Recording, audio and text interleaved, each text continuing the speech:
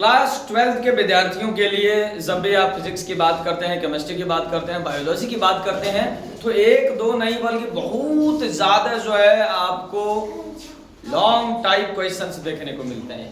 उन्हीं long type questions में बहुत ज्यादा आज हम लोग जो आपको दिख रहा है विद्युत धारा के चुंबकीय प्रभाव में है, और विद्युत धारा चुंबकीय प्रभाव वाले चैप्टर में जो सबसे प्रमुख कुछ महत्वपूर्ण टॉपिक है वो है बायो सावर्त लाप्लास नियम। कई जगह पर इसका नाम हिंदी में बीओ दिया है, इसलिए मैंने भी लिखा है बियो सावर्त लाप्लास नियम, और इसके अलावा आप कह सकते हैं बायो सावर्त लाप्लास नियम।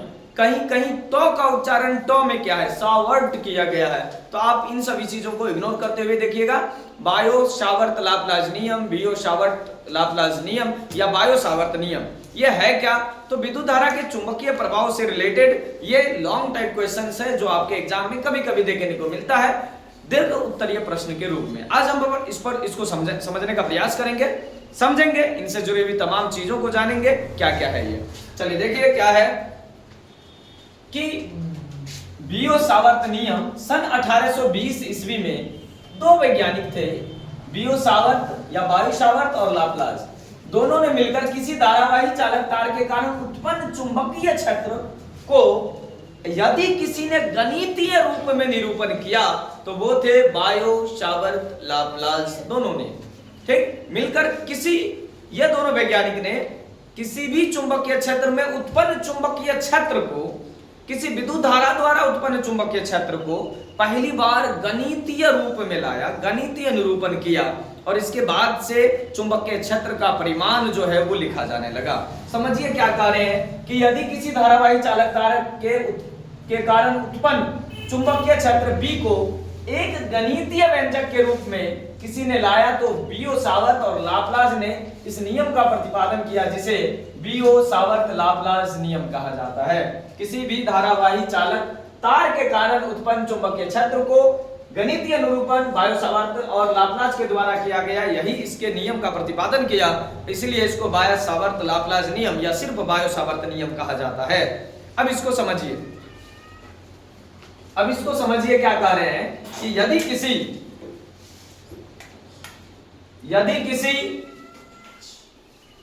किसी धारावाही चालक के अल्पांश क्षेत्रफल dl, यदि किसी धारावाही चालक के अल्पांश क्षेत्रफल dl द्वारा उत्पन्न चुंबकीय क्षेत्र db है। मान लीजिए ये एक धारावाही चालक तार है, इसका एक छोटा सा क्षेत्रफल है dl, और इस dl से जो उत्पन्न चुंबकीय क्षेत्र है वो है db। एक चुंबकीय क्षेत्र बन रहा है जो किसी धारावाही चालक तार के अल्पांश क्षेत्रफल dl पर बन रहा है, और db जो है किसी बिंदु P पर चुंबकीय क्षेत्र को हमको मान ज्ञात करना है, उसी चुंबकीय क्षेत्र का मान ज्ञात करना है। तो पहले तो यह जानिए कि जो db पर चुंबकीय क्षेत्र उत्पन्न होगा, db चुंबकीय क्षेत्र किसी बिंदु P पर उत्पन्न होगा, वो चुंबकीय क्षेत्र किन किन बातों पर निर्भर करेगा। अब इन्हीं बातों को निर्भरता के आधार पर बायो सावर्त तथा लाप्लास ने दोनों ने मिलकर अपने नियम का प्रतिपादन किया।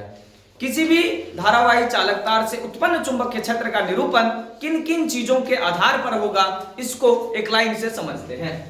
तो सबसे पहली बात, विद्युत चुंबकीय क्षेत्र जो निकला है, चुंबकीय क्षेत्र वो निम्नलिखित बातों पर निर्भर करता है, और यहीं से हमारा लाप्लास नियम आ जाएगा, बायो सावर्त नियम आ जाएगा। पहला है यदि चालक से प्रवाहित धारा I हो, ठीक है ना, यदि चालक से प्रवाहित धारा I हो तो उस अल्पांश क्षेत्रफल जो हमारा dl है उसमें जो चुंबकीय क्षेत्र है db उसी धारा के समानुपाती होगा। आप डायरेक्ट कह सकते हैं कि यह चालक से प्रवाहित धारा I के समानुपाती होता है, समीकरण 1 इसको मान लीजिए। दूसरा, यह चालक के अल्पांश dl के समानुपाती होता है, यानी कि यह चालक का जो क्षेत्रफल है अल्पांश क्षेत्रफल dl उसके भी समानुपाती हो। दूसरा समीकरण ले लीजिए, db समानुपाती dl, पहला db समानुपाती I और दूसरा db समानुपाती dl। अब तीसरे में आते हैं। अब देखिएगा ध्यान से, यहाँ एक बिंदु है P जिस पर हमको चुंबकीय क्षेत्र ज्ञात करना है। यह हमारा dl एक छोटा सा क्षेत्रफल है dl ना, छोटा सा अल्पांश क्षेत्रफल है।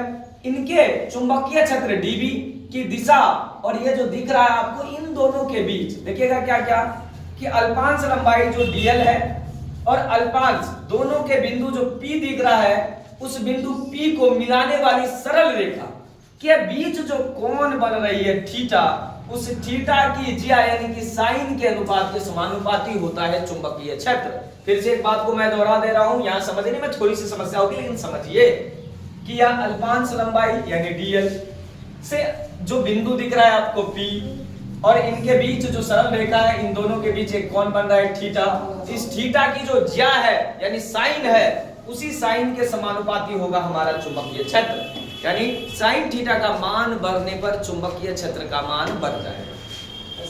फिर देखिए, यह अल्पांश से बिंदु P के बीच की दूरी के वर्ग के व्युत्क्रमानुपाती होगा, यानी कि यह अल्पांश से बिंदु P के बीच की दूरी के वर्ग के व्युत्क्रमानुपाती होगा, यानी dv समानुपाती 1/r², यानी चुंबकीय क्षेत्र जो है वो दूरी के वर्ग के व्युत्क्रमानुपाती होगा। तो व्युत्क्रमानुपाती यानी उल्टा 1/r²। हम यहाँ 1 2 3 4 चारों समीकरण के आधार पर जब आप देखेंगे तो यहाँ आपको नजर आएगा dv समानुपाती idl sin θ/r²। इस प्रकार से आप देख पा रहे हैं कि idl sin θ/r² कहां से आया, i के समानुपाती होता है, dl के समानुपाती होता है, और बीच जो कोण बनता है थीटा sin थीटा उसके समानुपाती होता है, उनके दूरी के वर्ग के व्युत्क्रमानुपाती होता है, 1/r² था, नीचे आ गया। अब इस समानुपाती को बराबर करने के लिए एक नियतांक यूज किया जाता है जिसका नाम है k। k एक नियतांक है और इस नियतांक के लिए अगर k निर्वात में है तो इसकी चुंबकशीलता के आधार पर k का वैल्यू होता है μ0 बटा या μ0 बटा 4 पाई। μ0 बटा 4 पाई से आप किसी भी चुंबकीय क्षेत्र को ज्ञात कर पा रहे हैं। dB बराबर μ0 upon 4 pi into idl sin θ/r²।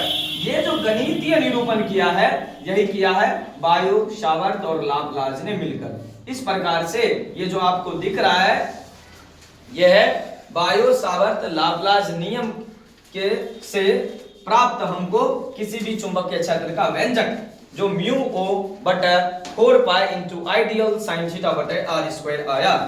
और μ0 है क्या, तो μ0 है निर्वात की चुंबकशीलता, और निर्वात की चुंबकशीलता का ऐसा ही मात्रक 4 पाई 10⁻⁷ h प्रति मीटर। आप यहाँ न्यूटन प्रति एम्पियर स्क्वायर भी कर सकते हैं, कोई दिक्कत वाली बात नहीं है। इस प्रकार ये जो बार बार पूछा जाने वाला प्रश्न है बायो सावर्त लाप्लास नियम या बियो सावर्त लाप्लास नियम, आपके एग्जाम में खास करके बिहार बोर्ड में ज्यादातर आपको देखने को मिलेगा।